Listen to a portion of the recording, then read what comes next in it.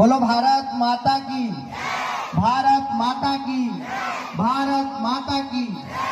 आज के इस राष्ट्रीय त्योहार के अवसर पर इस शानदार रंगारंग कार्यक्रम में उपस्थित हमारे इस कार्यक्रम के माननीय अध्यक्ष महोदय, सम्मानीय अतिथिगण, सम्मानीय शिक्षक महोदय, गांव के सभी मेरे वरिष्ठ आशीर्वाद दाता, मार्गदर्शक बंधु, युवा साथी और मेरे सामने विराजित मेरे अति प्रिय लाडले छोटे भाई और बहन, आज हम सब अपना 75वां गणतंत्र दिवस मना रहे हैं। आज ही के दिन 26 जनवरी 1950 को बाबा साहब भीमराव अंबेडकर के नेतृत्व में हमारे देश का संविधान लागू हुआ था और हमारा देश लोकतांत्रिक देश बना था।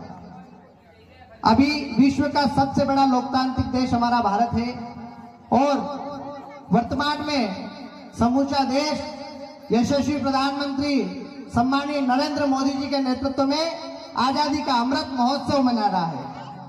और मैं तो कहना चाहूंगा कि हम सब सौभाग्यशाली पीढ़ी है, क्योंकि हम आजाद भारत के नागरिक हैं।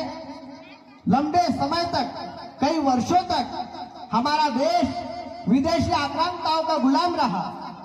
गुलामी के उस दौर में विदेशी आक्रांताओं ने हमारी भारत की मूल संस्कृति को, हमारी अस्मिता को, हमारे यहाँ के जो भी नियम धारा में हमारा इतिहास है, उनको नष्ट करने का लगातार और भरपूर प्रयास रहा।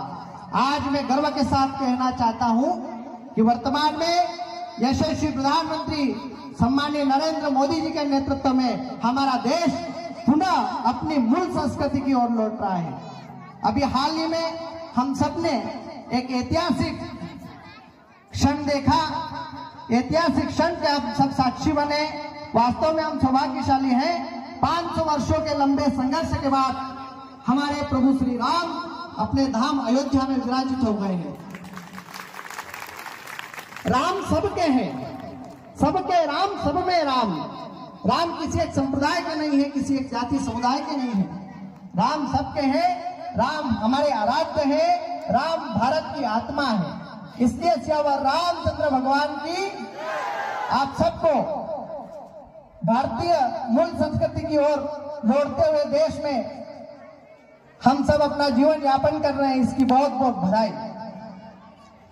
आप सबके आशीर्वाद से, भगवान हनुमान जी के आशीर्वाद से मुझे इस कपेली पंचायत की सेवा करने का अवसर प्राप्त हुआ।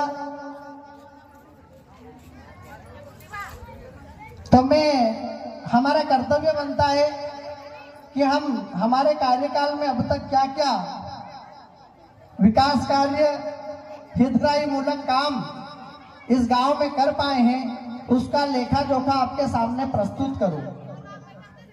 आप सबकी अगर सहमति हो तो एक बार जोरदार ताली बजा के मुझे सहमति प्रदान करें।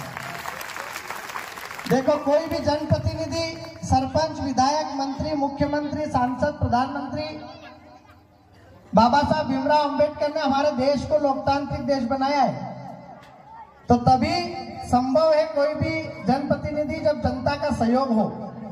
तो जनता के आशीर्वाद से, आप सबके आशीर्वाद से मुझे इस गांव की सेवा करने का अवसर प्राप्त हुआ। तो मेरा कर्तव्य बनता है कि हम क्या क्या कर रहे हैं, हम किस दिशा में काम कर रहे हैं, हमारा लक्ष्य क्या है, हम आपके सामने प्रस्तुत करें। 8 जुलाई 2022 को पंचायत चुनाव हुए थे। 4 अगस्त 2022 को हमने शपथ ली थी, मतलब चार्ज लिया था। 4 अगस्त 2022 से 4 अगस्त 2023 तक 12 महीने। उसके बाद में सितंबर, अक्टूबर, नवंबर, दिसंबर और जनवरी, 12, 5, 17 महीने में 4 महीने हमारे चुनाव के कारण थोड़े डिस्टर्ब भी हुए हैं। विकास की गति को, कार्य की गति को थोड़ा विराम आया है। अक्टूबर, नवंबर, दिसंबर और जनवरी अभी तक कार्य सही से चालू नहीं हो पाए, क्योंकि नई सरकार आती है, चुनाव भी हुए, आचार संहिता लगी, कैबिनेट बनी, अभी बजट नहीं है। उसका लेखा जोखा बहुत संक्षिप्त में आपके सामने रखना चाहूंगा।